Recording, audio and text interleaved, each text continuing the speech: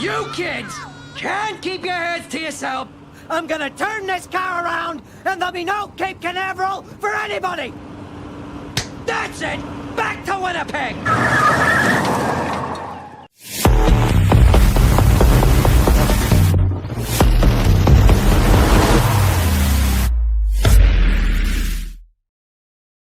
The Edmonton Oilers are headed back to Winnipeg. Daniel, little Simpson Street for you there. The other day, Brett did not understand when I was yelling back to Winnipeg. So there it is for the people. You know, boards, I'll find any excuse to work in The Simpsons or Seinfeld or really any 90s, early 2000s comedy. I will find a way. But the boys off to Winnipeg. You'll see in that clip that family was driving back to Winnipeg. I see the chat. They're already off and running with the airport jokes. Shout out Coombsy as the Oilers, they close out a 2-game road trip against the Winnipeg Jets. No airport problems over there, but the Oilers, quick 2-gamer. Then they will be back in Edmonton for New Year's Eve. But tonight, it's Oilers Jets. It's on a Monday, Daniel. So it's on Prime, as we all know. Prime Video. Ugh. Another game without Jack and Louie, but they should be back on Wednesday. But hello. What up and welcome, everybody. Pregaming with Bordzy, brought to you by Bet365 19+. Please play responsibly because, say it with me, whatever the moment, it's never ordinary at Bet365. This afternoon, technically, I would say right now, I'm joined by OG of Oilers Nation, king of hockeyfights.com, Dan Gallant, joining me from, I don't know, a cool bedroom. I'm not entirely sure. I know it's from the border city at Lloydminster, a place where me and producer Brett, who will join us in just a second, did used to reside. Daniel, where are you? How you doing? And how was your Christmas? I am in my nephew's basement room. I am doing okay now. I'm recovered from about 2 days solid of food poisoning that I was dealing with after the Christmas break. And yes, I had a pretty good Christmas break otherwise, but not quite as good as producer Brett. Bring him on in. Bring him on in. Bring him in. I already see it in the chat from Amanda. She says, congrats, Brett. I mean, yes. Also, happy birthday, is everybody. It was your birthday yesterday, Brett, but that wasn't the biggest thing that went down yesterday. I laugh. I was in on it. I knew that it was going to go down, but Brett, why don't you share with the class? Tell everybody how you spent your 29th birthday yesterday. Yeah, I ended up getting engaged yesterday. It was funny because on the 27th, the show against Calgary, Aaron goes, so what are your plans? Give me the lay of the plans day to day or whatever your day is for tomorrow. And literally right after I told him what the plan was, and I went, Aaron, shut the fuck up, buddy. So no, it was pretty good. It was emotional. It was very emotional. I did it right where her mom and dad got married at the Mootart. Her mom was there as well to be there. It was funny because Taylor said that she did black out, and at one point afterwards when she did say yes, by the way, when she said yes, she went, now what do I do? And I was like, put it on your finger. She said she didn't know what finger to put it on. It was pretty bang. It was funny because then she went, nobody clapped. Obviously kidding. There were a couple of people around, but it was fun. It was very nice. It was obviously also her birthday. So it would have been very awkward because I was her birthday gift. And if we couldn't go ahead and go to the Mootart, it would have been a weird conversation. Go, it'll come tomorrow. So yeah, that was the engagement. Well, congratulations. I think that birthday is going to be pretty hard to top for quite some time now, Brett. Also, next year you turn 30. Oh, shut up. Side with the rest of us. But Brett, we love you. We're happy for you. Happy birthday. Also, happy birthday to Taylor. Happy engagement to Taylor as well. And we love you. I can't wait. Does that mean bachelor party time? I better be invited to that bachelor party. We're gonna tear it up. So it's bachelor party, and Taylor said today, do you think Aaron would marry us or end MC? And I said, I think that's right up his alley. So I think this is kind of your formal invitation to marry us and be our MC. No shit. Yeah, of course I'm in on that. I mean, you've kind of mentioned that in the past slightly to me before, but yeah, if you're actually legitimately serious, of course I'm down. Oh, I should get ordained. Yeah, I should get ordained. I'm pretty sure it's like pretty easy to do. A buddy of mine before he married, well, I was about to say he married his sister. Nope, that was going to come out wrong, but he did well, you know what I'm trying to say, however you describe that. But by the way, Brett, we love you. Congratulations, bud. Thank you. Thank you. I appreciate it. There it is. A lot of people in the chat. Also, congrats, Brad. Nice. Congratulations. Woo! A couple woo congrats and then cheeks clap with, I mean, I couldn't agree more. Bread is too cute. That guy. Somebody said it the other day on the show. They were like, man, I just really want to grab that guy's hair. Brother, you ain't know until you've tried before. But I guess there's also other un-Brett related things in the chat. We'll kick it off. I didn't see Austin be the first comment of the day, so that's a little bit shocking, but it is Dre. He's kind of playing the Austin role. He says, let's fucking go, boys. Beltmas has not ended yet. Fighting Amish said, I am still waiting for my flight to Winnipeg. That one had me giggling pre-show. Veronica, our queen, let's go Oilers, let's go. Jake Wallman says, this might be the last time that we see Calvin Pickard. Yep, the way Connor Ingram's been playing recently, and we know the Oilers, their plan with one Tristan Jarry when he gets healthy. We will see what happens with the Edmonton Oilers crease. Jeremy's in. He says, LOL, what an intro. There it is. All I needed was one person that was going to enjoy it, and there I feel good. And then just a ton of congratulations for everybody in here. I can't wait to marry them. That's pretty, Dan, that's pretty cool. I've emceed plenty of weddings before. I feel like I'm confident in doing that, but actually marrying them, I got to be serious and no jokes in that situation, right? Well, that's where you got to then, outlet into the MC role afterwards, and you take off the collar and you're good to go. No, you can have some funny ha-has. We all know what's going on here. Yeah, I mean, you can't pick me and ask me to do that if you don't want a couple quips or whatever in there. But okay, on wedding related, Dan, what up? How we doing, brother? I hope you feel good. You know, the Pickard conversation is one that is kind of shocking to me. I really think going into this holiday season, I thought we were going to see Pickard up against the Calgary Flames coming out of the break. I think that the team has shown their cards a little bit here, that they're needing to and wanting to see exactly what we have in Connor Ingram. I don't necessarily agree that this is the last time that we will see Calvin Pickard in an Oilers uniform. I think that Tristan Jarry is still, a few weeks away. Whereas Knobloch is, I'm not trying to be a person that's going to call Knobloch a liar outright like Tyler and Liam do, but I'm pretty close to saying it, where it's just you can't necessarily trust what he has to say, and that push off was pretty casual looking, and that tells me that that's going to take a little bit of time to get back from. I think for Pickard, you throw out the numbers that you've seen there, you see on the board when it comes to comparing him to Connor Ingram at this point. Ingram is the new toy and the shiny new toy, and he's been solid in his outings, and I'm not discrediting what he's doing here. I think that Pickard can still be a solid enough entity for this team. He just needs to stop letting in those softies, and we should be okay to settle it in and get some run support for him. And I think that that's just been the biggest key for this team as they started to kind of come around behind or in front of the tandem of Skinner and Pickard. The run support was just there for those goalies, and it just continues to be there now. And it's allowing for some of the goaltending issues to kind of, I feel like, be glossed over in the month of December. Hopefully this team is able to outscore any further goaltending issues that Pickard can give us. Yeah, I really think the big story out of the fact was that Connor Ingram got the start out of the holiday break. That was 3 consecutive games in a row. I think, like you said, the Oilers, they're showing their cards here. They want Connor Ingram to be the guy. And I mean, once again, it's only 3 games in.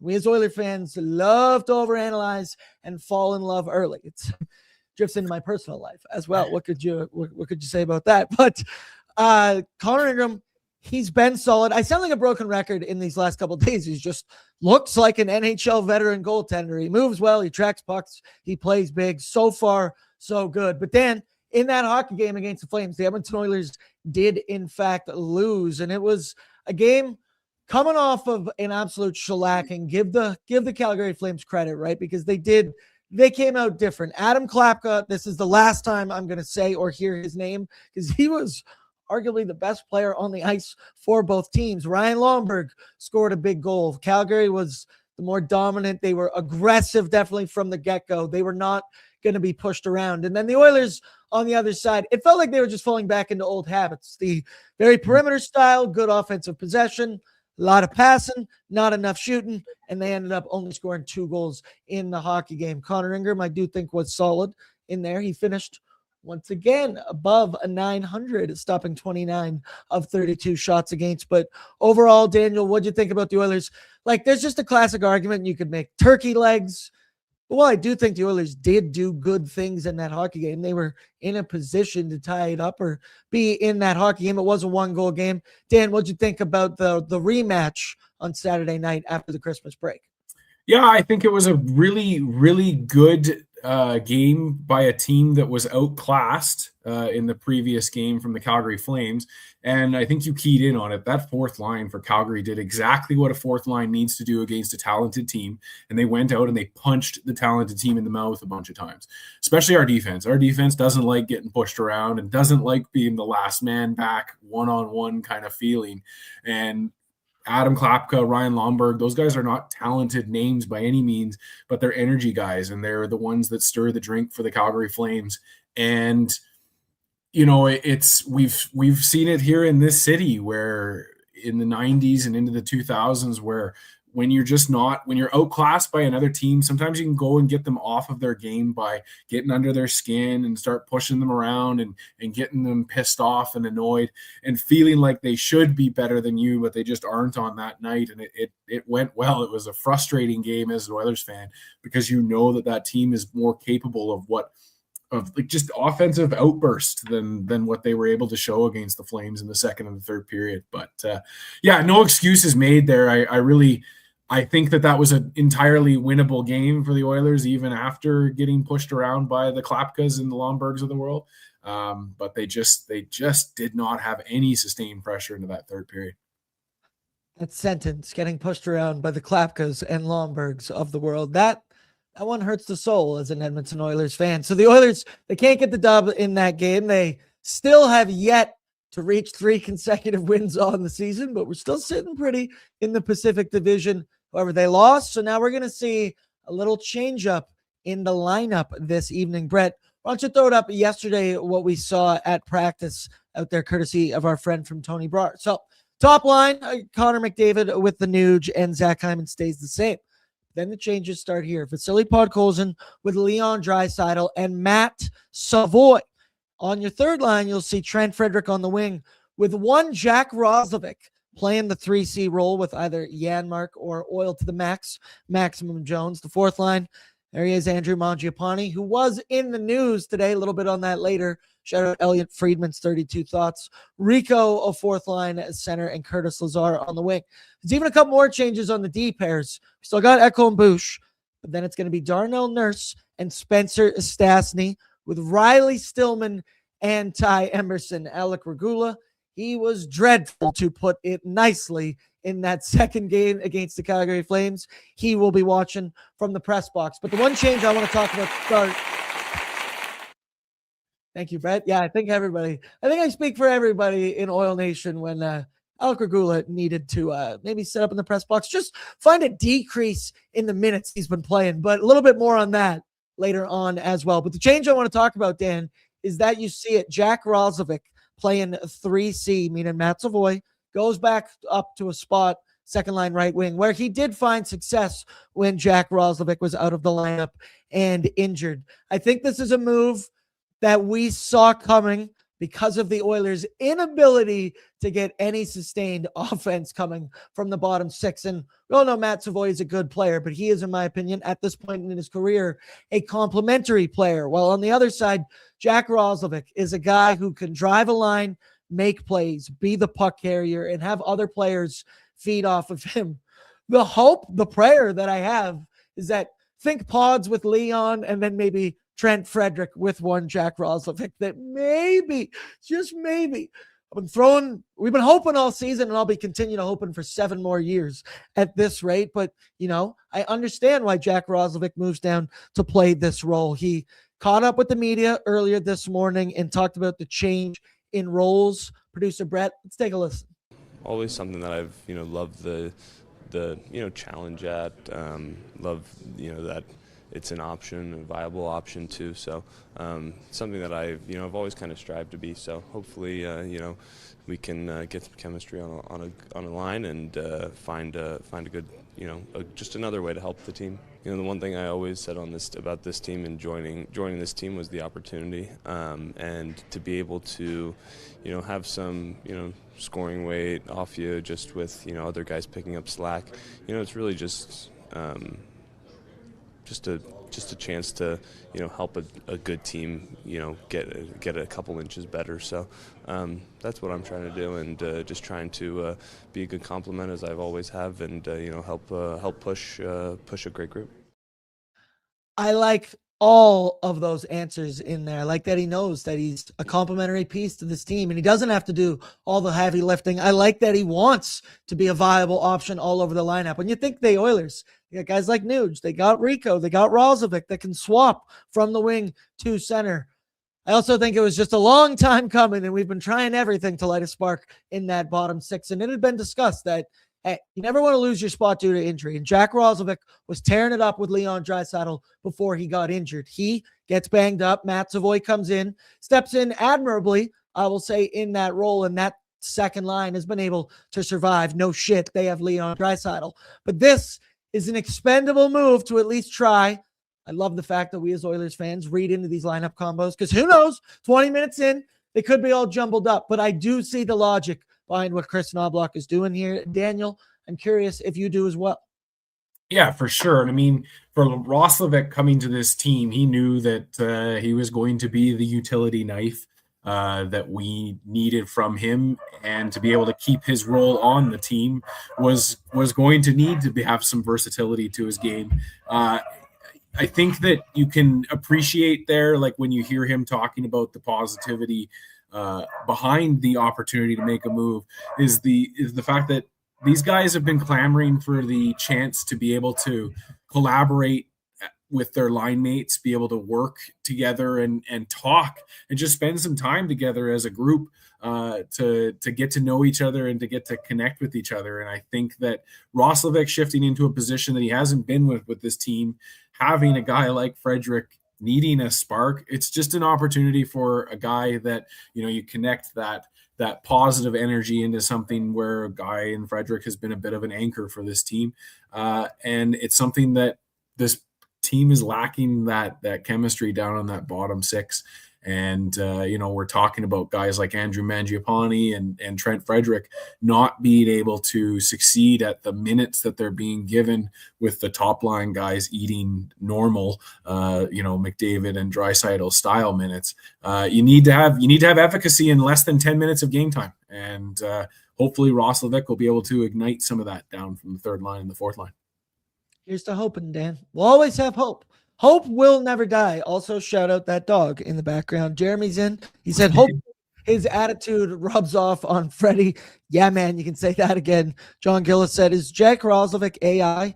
Dude sounds connected to the Neuralink. Cheeks clap. Nuge and Roslovic could run that third line, and we'd have a solid 3 threats out of 4. I think that's what the hope is, that Jack Roslovic can do on his own right now for the Edmonton Oilers, and you do not disturb that top line of Nuge, McDavid, and Hyman, because they are tearing up the NHL right now. Quickly, shout out the Nation Vacation coming up in March 2026. NationGear.ca spots still available. You can save your spot today with just a 20% deposit. Going to be an unbelievable time down in Sin City, which that game's going to have playoff implications. The Oilers play Vegas twice in the month of March. We're going to be there for the second one. And boy, oh boy, am I excited. Brett, there's a mini bachelor party. No, you're going to be working. You can't be working on your bachelor party. No. Careful. No. That was a stupid idea. Careful. Nice. Yes.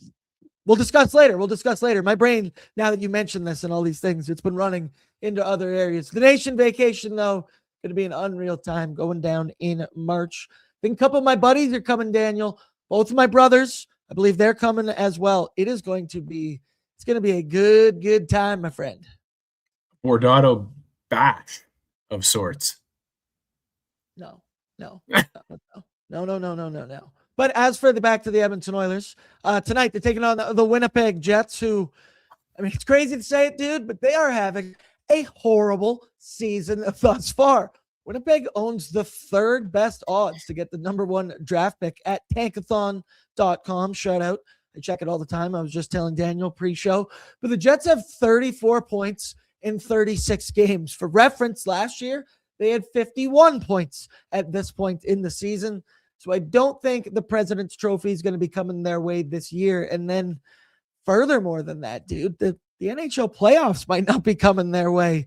This team has been struggling for much of the year. There you get a look at some of their numbers head-to-head for the season. Brett made a joke earlier today to me that he said every time he makes this graphic that the Oilers always lead in goals for and power play percentage and are always losing in goals against and penalty kill. Never has to change the colors. Somehow I wasn't surprised when he told me that. But for the Jets, there you see it, 3.06 goals against, which is definitely much above last year. They have struggled. I mean, they struggled before Connor Hellebuck's injury. They definitely struggled afterwards. They went 3-8-1 in that stretch. They were allowing 3.67 goals per game, but he's back and the team struggles. They're much more than just in the net defensively. This team does struggle to score. Outside of their top line of Mark Scheifele, Gabe Vilardi, and Kyle Connor, this team just doesn't get any production, consistent production from anybody else. And then furthermore, on top of that, this team, Dan, is spiraling right now. They have lost 5 straight hockey games, 3 of which have been in overtime. The last game they played Saturday against Minnesota, they gave up the game tying goal in the final 30 seconds, and then 39 seconds into overtime, Minnesota scored the game winner. There's some late drama in that hockey game as well. But either way, does feel like Edmonton's maybe getting Winnipeg at a good time right now as they continue to reel and live in the bottom of the NHL standings. It's wild to say out loud, but Daniel, the Winnipeg Jets, it's been a struggle bus this year, much different from last season's President's Trophy. Well, I'll take a little bit of credit for giving them a curse because in my preseason predictions, my bold prediction on ONR radio was, or I guess it's ON radio, was that all the Canadian teams in the West were going to make the playoffs. And it seems that I have doomed every Canadian non-Oilers Canadian team to miss the playoffs and miss them resoundingly. I see a scenario. I did a little bit of digging today on Winnipeg fan, blogs and commentary on Reddit and stuff. And I can see a scenario where Scott Arniel doesn't see the light of the next game if the Oilers come out and just absolutely destroy Winnipeg. It really feels like he might be our first head coach firing of the NHL year. Just making a lot of decisions. You mentioned it. There was some dramatics towards the end of the game, last game, where Jonathan Toews, who's been an absolute disappointment away from the face-off dot for the Winnipeg Jets this year, I think he was clicking at 78% on the face-off last night, and they had an important face-off in the offense or in their own defensive zone, and he put out Morgan Barron instead of Jonathan Toews. Really upset Winnipeg Jets fans because the subsequent face-off that they won ended up in the back of the Winnipeg net and ended the game. So just some weird decisions being made by a coach. And when you're struggling, we know that as a franchise that's, especially in Winnipeg where they've got some promise and they feel like they've had success for the last few years, there's definitely been a talent leak out the back end of this team, and you see Nikolai Ehlers leave this year and not really have his offense replaced. You're asking this team to continue to try and put run support in front of Connor Hellebuck with less and less talent within the wings. It's a tough thing to do, a tough task for them to do. So we'll see what happens tonight. I anticipate that the Oilers will be able to expose some of these issues that the Winnipeg Jets have been experiencing, and it's going to continue their woes into the new year. Talk about depth scoring issues for the Oilers. I then look at the Winnipeg Jets and I go, okay, Now, those are real depth scoring issues over there, because at least we got Connor, we got Leon running the top six. Let's go now quickly. Need to know information courtesy of a Wilhauk beef jerky. Only the finest tasting meat products earn that Wilhauk name, made from 100% Alberta beef. Their jerky is aged, seasoned, smoked, and marinated to savory perfection. They gladly fill orders of any size, and you can find their jerky, sausage, and other products out of their Leduc location. For more information, head on over to wilhawkbeefjerky.com. Brett, just want to throw up the Tony Brower lineup one more time, because there's one thing I didn't totally talk about. We do see Riley Stillman is back in the Oilers lineup on the third pairing there with one Ty Emberson. Alec Regula, he will be watching from the press box. And then, of course, the changes in the forward group we talked about earlier. Now, the reason Stillman's in there is because Jake Wallman, I think we all are praying that he comes back soon. Haven't gotten an update in a little bit, but the last update we got was that out of 5-week injury, 6-week injury. He was at the 4-week mark. We should be getting somewhere, I would say, in the new year. Once again, knock on wood. We know how things work with Nobby and the Edmonton Oilers.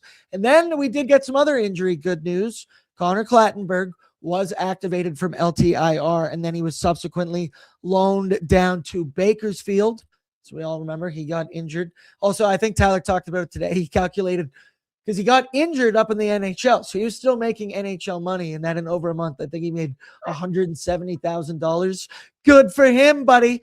That's I mean, you never want to get injured, but at least he got injured up in the big leagues. But then the other news came down this afternoon, Daniel. Well, I guess it started yesterday. So Noah Philp was also activated from LTIR, and then he was placed on waivers. We also know David Tomasek, he was placed on waivers for purposes of contract termination. As for Noah Philp, let me ask you about that one first, Daniel, with Noah Philp. So then he gets claimed this afternoon by the Carolina Hurricanes. Shout out Elliot Friedman.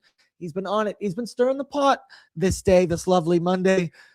For the Philp thing, I don't think I'm nearly as shocked or, I don't know, upset. We had Oilers Nation every day earlier today, and we all know Tyler. He's loyal to his University of Alberta Golden Bear guys. I also work there, but I don't know. I had the hot take earlier. I mentioned it to you, Dan, that I feel like if Noah Philp wasn't from Edmonton, wasn't a local boy, didn't play for the Golden Bears, and didn't have such an amazing story, I don't know if anybody would totally be that shook that he ends up getting claimed. He was placed on waivers. Hey, you can call it. The Edmonton Oilers, they got cap situations going on, and I don't know if you want to call him a cap casualty, because he makes literally the minimum amount you can make in the NHL, but it was a necessary move that had to happen. He gets claimed by Carolina. There you see his stats on the season. I believe he played 15 games with the Oil this season, 15 games with the Oil last season. I'm not all that shook.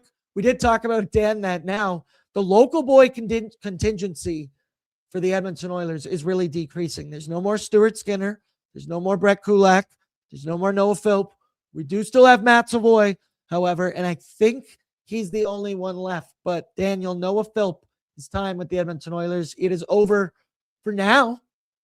Well, I think that's an important piece for people to remember, that waivers are a thing that can bounce back and forth, and Noah could find himself back on the waiver wire just as easily as he did this time. And also, I think Oiler fans, we're going to have to just remind ourselves of the fact that, like, we are in our competitive window right now, and there will be casualties like this. Mistakes will be made, quote unquote, that we'll see players that you probably would have liked to have seen hit their arc of development in a better spot, quote unquote, for the team or not. But I just don't think that Noah Philp had the opportunity to stick and play meaningful minutes here in Edmonton, just the same as I think it's a good thing for him to go and get that opportunity in Carolina and maybe show his stripes down there. It's disappointing. I would love to be able to keep every single player that we've developed and brought in here. And, I would love to have Andrew Mangiapane and Connor Clattenburg all clicking on in the lineup as well. But we have 12 forwards that we have to play every single night. And those guys are just, they're the fringe guys that, yes, they're nice to haves, but sometimes you lose them to the waiver wire as well. And it's just the nature of the biz. Sasky Girl Oil fan. She says, we may not regret it today, but we will after the trade deadline. Hunter said, foolish to keep Mangiapane and drop either Klatt or Noah Philp. And just in a second here on Andrew Mangiapane, because Elliot Friedman, it'd be a nice dream for the Oilers. And then John Gillis said, can you please address Knob saying Jari would be 2 weeks a week ago? And then yesterday he said 2 weeks, if not longer. Yeah, man. He's a liar. We know this. This isn't anything new. We've talked about it a lot. Once again, injuries are not that simple. I can't look at it with such simple glasses. But sometimes I won't lie to you. I do. I get it. We're all fans, but who knows when Jari's going to be back? See, I think you're guilty of being a Patriots fan, so you know what it's like to be lied to for years and years and years by your head coach about injuries. I think that Oiler fans were a little bit guilty of having some coaches with some better transparency issues than what Knobloch has. Like Knobloch, I enjoyed the previous Woodcock because of his candor, and he seemed like he was always just willing to talk about literally anything and everything that you would bring up with him. Whereas Knobloch, I feel like kind of just goes on like the first thing that he's told by these trainers. And as the chat mentions, injuries aren't simple, and they take different timelines to progress through. I just think that as soon as I saw the Tristan Jarry thing, O&R, we did a recording and made my prediction. I said January the 19th, and I still stand by that's like a month-long injury, and the Oilers are going to have to keep overcoming with this tandem of Pickard and Ingram until Jarry is back and healthy, because to me, that's the most important thing, is you want him back and fully healthy. You do not want to see him go down to another injury off of a gentle push off of his post, and then we're going to have a real frustrating time. Also, you just mentioned, so January 18th would be against St. Louis Blues. You just mentioned that date randomly. I was like, why do I know that date? Pretty sure that would be Nugent's 1,000th NHL game. That's been burned in my brain. Ever since he got injured, I had to reassess my brain and do the math to when the 1,000th game would be. January 18th against the St. Louis Blues. Cheeks clap. He said, Jarry is on the Arvidsson day-to-day schedule. Expect it to be months. And then he said, Jarvidsson. And that made me laugh pretty hard. Southpaw, Nobby isn't a doctor. He just plays one on TV. And then Davin, yeah, injuries are not simple. Everybody knows that. But you're right, Dan. Maybe I am just used to being lied to by Bill Belichick. I always understand, like, hey, you want to lie to the media, and you want to give, upper body, lower body. You don't want to give any details, like especially in the playoffs. As for returns, I would like as much transparency as possible, but I don't know. Nobby doesn't owe us anything. He doesn't have to give us the truth or anybody the truth.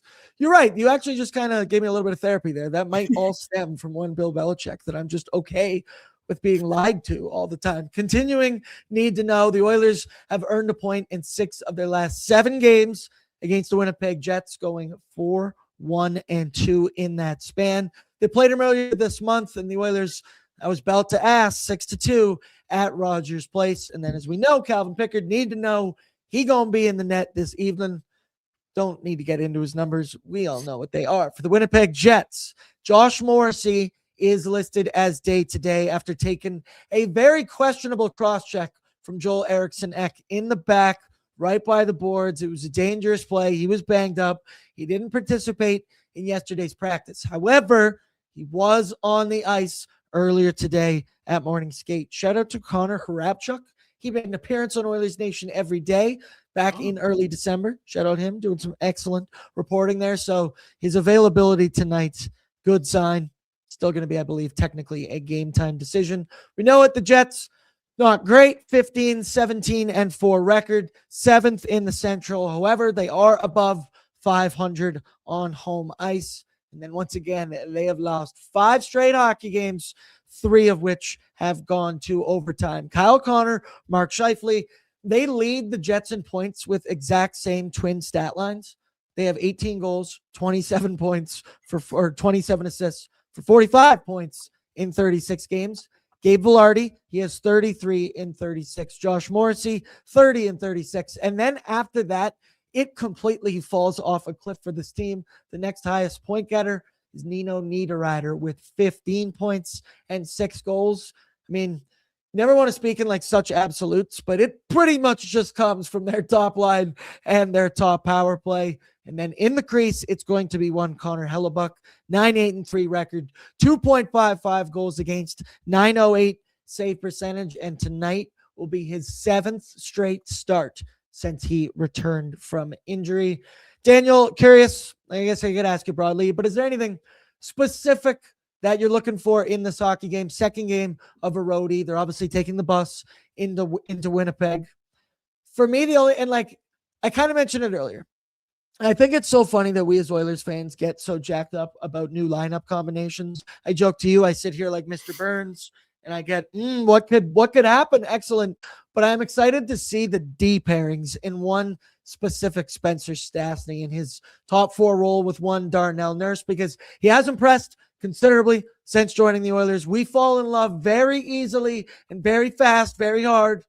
Not only is Spencer Stastny agile as shit, he's quick as shit. I keep saying he can skate his way out of any problem.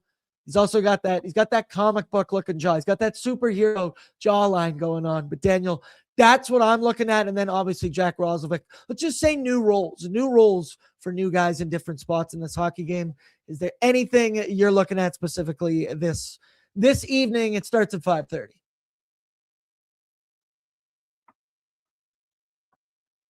Yeah, well, for me, this team just really needs to play that shutdown game. And you touched on it with the Winnipeg Jets. As long as you shut down that top line, things should be just fine for you. And so, this team, we've got an opportunity to play with our Malibu Stacy's new hat of lineup changes here with Roslovic and Frederick getting their opportunities. But we'll see what comes out of it. I just think you remove the Scheifele's eliminate them from the game, and Winnipeg really has nothing left to give in that lineup. And so for me, it's going to come down to just removing that offense from the lineup. Winnipeg Jets, obviously on home ice, they will have last change. We'll see how Chris Knobloch combats that. Brett, let's throw it up here now. Shout out to Noodle, first off. Download their app today. Available on the Google Play Store or the App Store. They got the awesome $2 deal on any premium or regular box for $2. You can add 2 spring rolls, 5 spring rolls, 2 green onion cakes, 6 deep fried wontons. I'm getting the numbers messed up recently. I've been out of my game on the Christmas break, but the Oilers lineup, Brett, throw it up one more time, and what we project. Nuge with McDavid and Zach Hyman. Second line, Pods, Leon, and Matt Savoy. Your third line, Trent Frederick with Jack Roslovic, and we believe to be Matthias Janmark. Once again, I just want to see confirmation in a second here as we check Twitter. But then your fourth line, it is going to be Mangiapane, Rico, and one Curtis Lazar. Your deep pairings, Ekholm with Bush, Nurse with Stastny, Stillman, and Emberson. I do believe that it's going to be Matthias Janmark. I see that's what Oilers Nation posted, but I don't know if I'm seeing exact confirmation yet. I'll let you know as soon as we do know. But Daniel, we should expect Alec Regula to be healthy scratched in this hockey game. A well-deserved move in my mind. And I don't want to just shit on the guy. Regula is still young. He's 25 years old. He's only played 45 career NHL games. But lately on this Oilers squad, with injuries to Jake Wallman, Regula's been playing a role that he just simply should not be playing. Liam had the numbers on ONE earlier today mentioning that basically since November 20th, I think it is, Regula's been playing roughly 17 minutes a night, when earlier in the season, he was playing 12 plus minutes a night. I know he's still young, but I think much like what the Oilers did with Ty Emberson last year, they need to keep him, third pairing guy, limited role, maybe on the PK, in and out of the press box, and let him his feet wet slowly and develop in the NHL. And then you mentioned right now, the Oilers have a plethora of young guys here. We're all just waiting for one Jake Wallman to return, and it feels like everybody else is going to kind of slot into the natural spot that they should be in. But lately, Dan, it's simple. Alec Regula has been a detriment to this team. It was obviously highlighted or low-lighted, if you will, by that horrible turnover to Ryan Lomberg, who then went bar down on Connor Ingram in Saturday's game against the Calgary Flames. Hey, he's a young guy, 25 years old. Once again, only 45 games in the NHL. So plenty of time to turn this around. And the Oilers seem very, very committed to one Alec Regula. Hopefully, this can, just be a reset period for him, light a spark under him, and then come back maybe in a different role if the next time we see him, Jake Wallman, hopefully will be healthy for the Edmonton Oilers. But Dan, Alec Regula, healthy scratched, we expect. Is that a deserved move in your mind? Yeah, I mean, you'd like to see a few more, I think, healthy scratches from different guys this season, and it's starting to happen, so I'm not going to plot on too much about that. I do enjoy a good merit-based healthy scratch.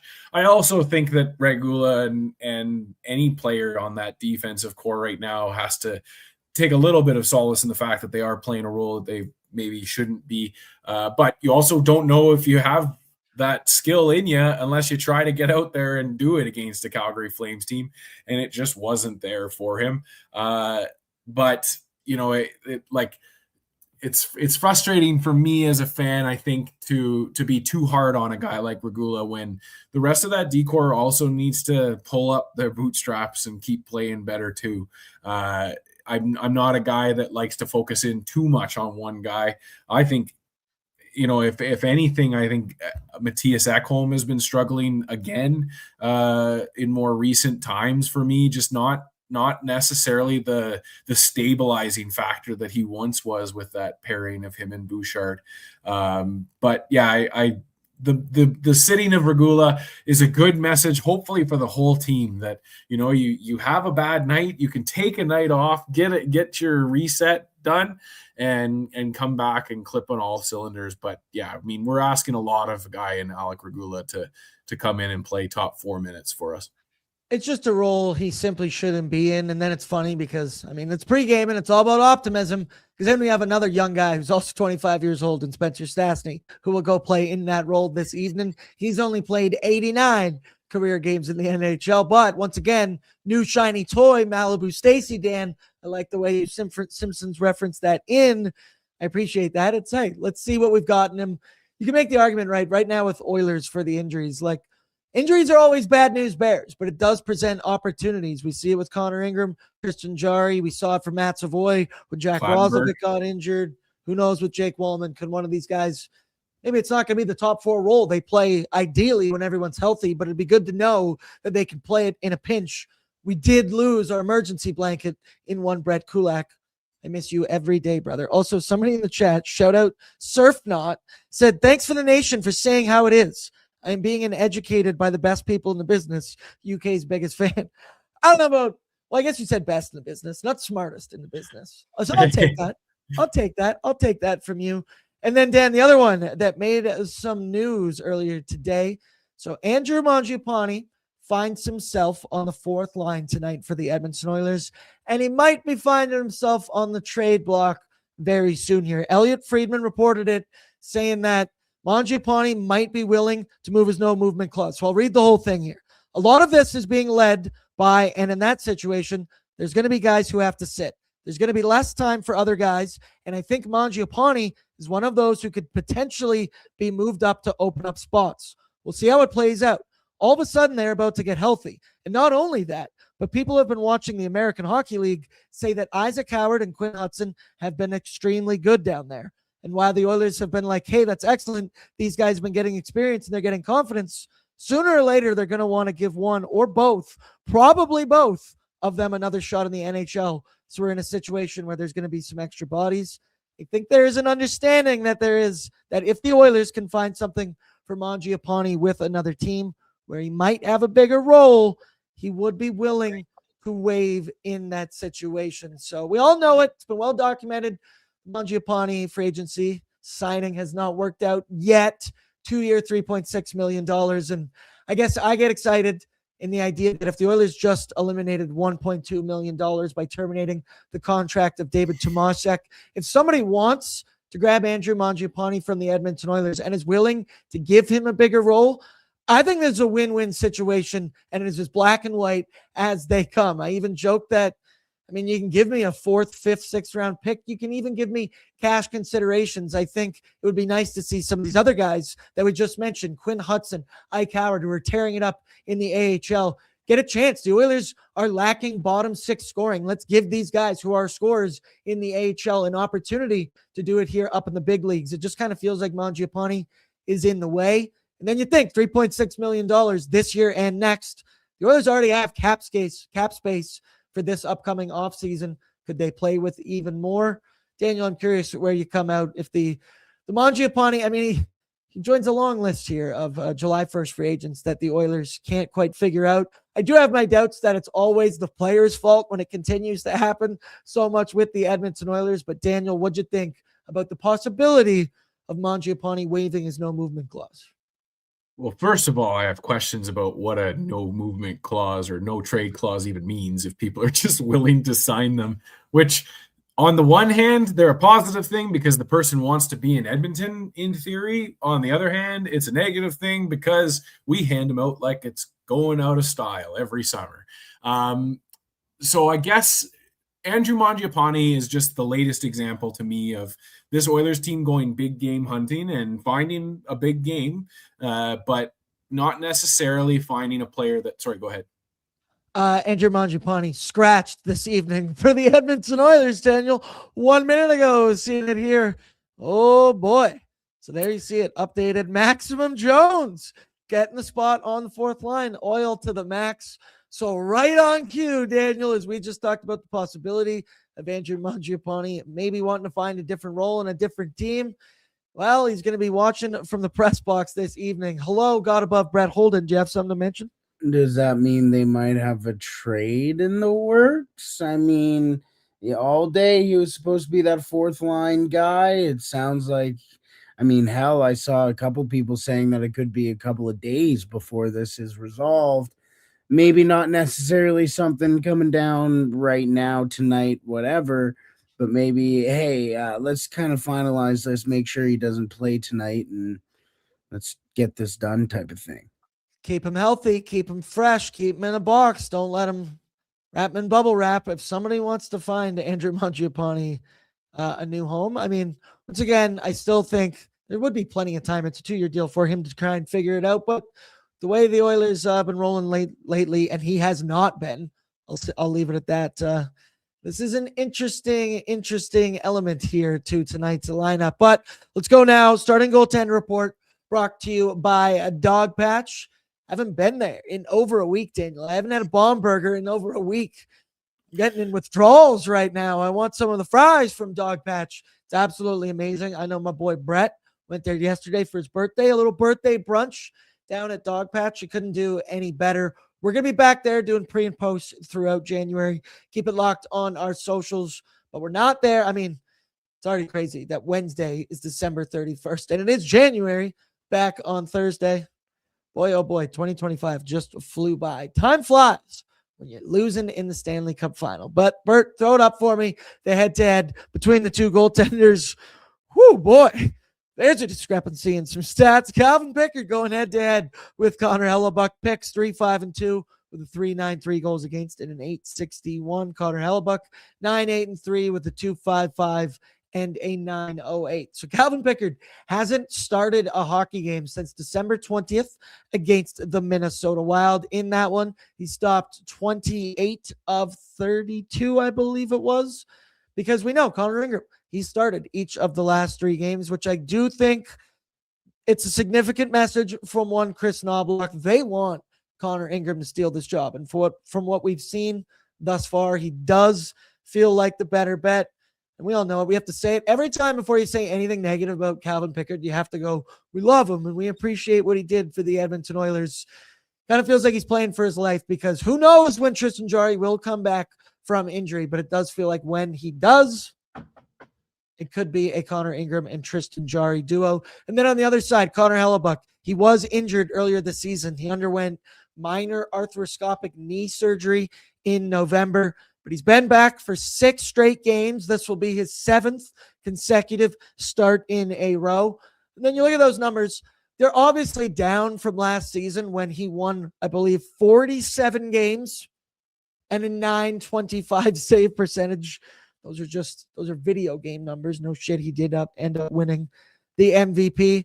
So he came back, and in his first 3 games, he was all above 900. He was looking beautiful. And his last 3 starts, they've all been sub 900. Allowed 4 to Minnesota, 4 to Utah, 3 to Colorado.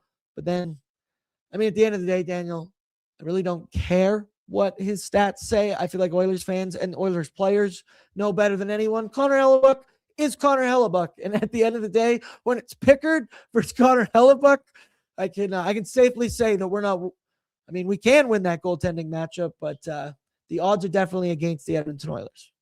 Well, it's on the offense to go and do their job, and they've been able to do that in the past. We've definitely had Connor Hellebuck's number.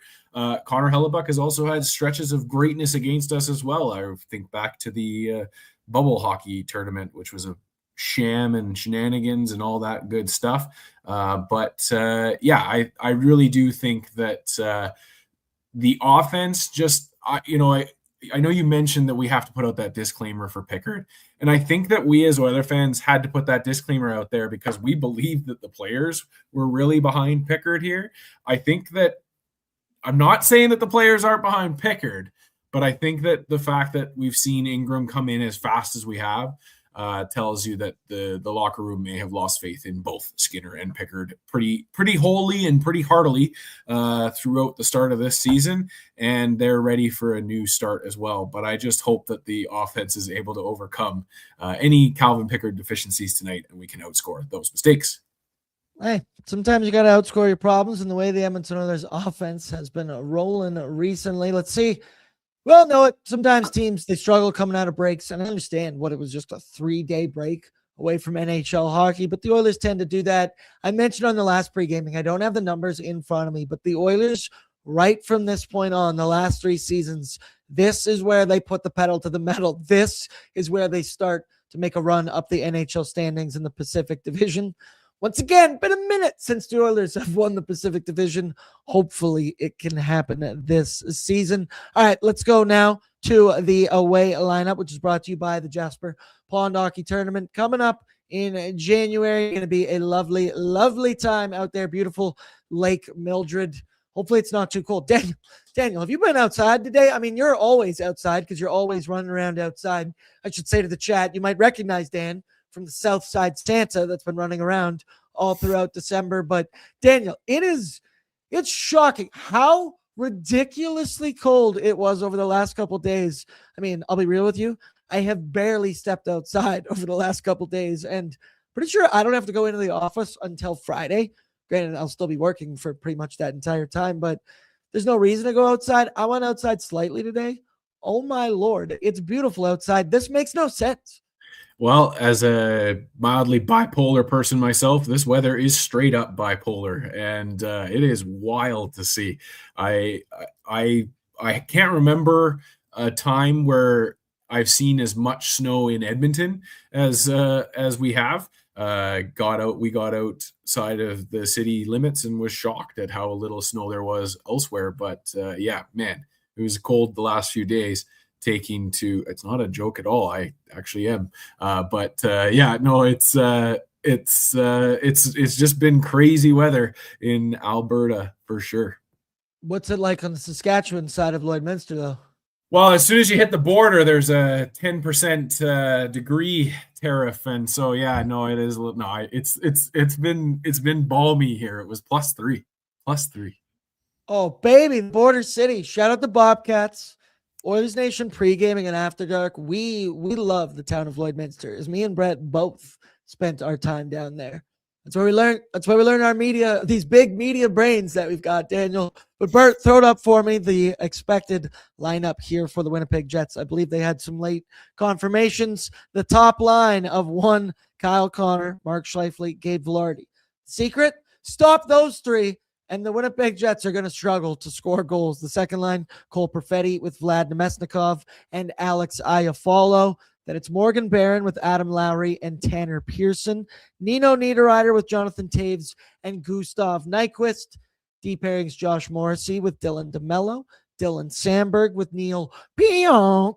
And Logan Stanley with 1 Luke Shen. So I mean, you just look at that top line. You got to find a way to shut him down. Mark Scheifele having an unbelievable season. Same with Kyle Connor.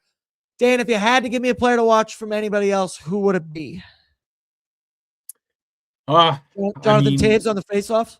Yes, Jonathan Taves in the face-off dot for sure. This team, I'm interested to see how Dylan DeMello is going to bounce back after his gaffes in the last game. Feels like Jets fans are ready to send him off into the abyss on the waiver wire themselves. He's getting the Mangiapane treatment there, but I'm a hockey fights guy through and through too. I would love to see one of Luke Shen or Logan Stanley get into it as well. Maybe not Luke Shen lighting up one of our Oilers players, but yeah, I love the physicality of the defense there.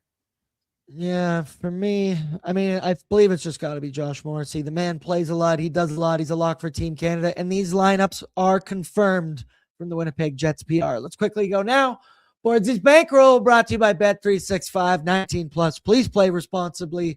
Download the app today. Now, you might say to me, Bordzy, that looks incredibly similar to the other games, Bordzy Bankroll. And I would say you are totally correct, because these first two legs have just been cashing lately. Connor McDavid, 3+ shots on goal. I considered taking it up to 4, taking it up to 5. But Daniel, I'm a coward. All right, so I stick with it at -190. He's hit it in 7 straight. He's hit it in 11 of his last 12 games. He has 60 shots over that 12-game stretch. For the Nooch, it's only 2+ shots on goal, and he's hit this in 6 straight games. However, for Bet365, the odds got better on Bet365 as he continues to do this. That improved from -170 to -140. I don't know what they're doing, but I'm here to profit off of it. And then finally, it's a shot on goal parlay. It's Connor Hellebuck. I'm a little bit scared. They're on home ice. So this way, I'm in it no matter what. Evan Bouchard, just to get 2 shots on goal. Or no, that's 3. Yeah, I meant to put 2+ shots on goal. I messed that up. That's 2+ shots on goal at -300. Also kind of cowardly. But parlayed together, all 3 of these is a nice, even +250 that feels business-like, that feels transactional. I feel good about that. Daniel, it's Hellebuck, so I'm just going with shots on goal. I did that as well. I went Zachary, Martin, Hyman, and Connor McDavid. I went with them each at 5+ shots for, I think it's +1,600, which is an irresponsibly high number. That's why units are low. Hey, we don't unit shame. We don't unit shame over here. A win is a win is a win. Our boy Brett, he makes spiders all the time. And you know what? Occasionally he hits responsibly. Also, Brett, you got any spiders cooked up tonight now that I say that?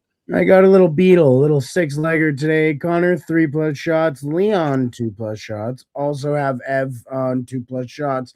Connor, 1+. Be safe. I'm feeling a Nuge point as well tonight.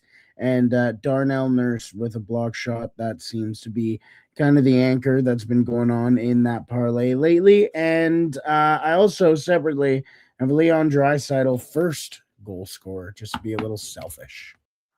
I like all of that, but Brett, one more thing. Did you just call him Ev? Did you just call Evan Bouchard Ev? Yeah, that's my good buddy Ev. What do you know about Sick hockey nickname if I've ever heard one. What you know about me? What you know about me?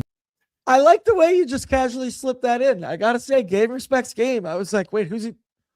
Yeah, Thanks for that, Burr. He's talking about. I mean, they go way back. Appreciate it, bruh.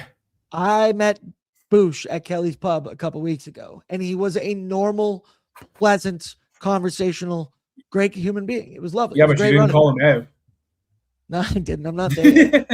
Hey, FZ, it's Bordzy. Veronica's in. She says Connor McDavid is going to have more than 1 goal tonight. I like that. Chiefs Clap also said Bordzy needs to save up for Brett's bachelor party. Yep, I'm in. Do whatever we got to do. Daniel, final question. Brett, you as well. Score prediction, anytime goal scores. Daniel, what's going to happen? Well, the last time we played the Winnipeg Jets, we won 6-2. I think we're going to do better than that. We're going to win 6-1. Calvin Pickard, 1 goal against.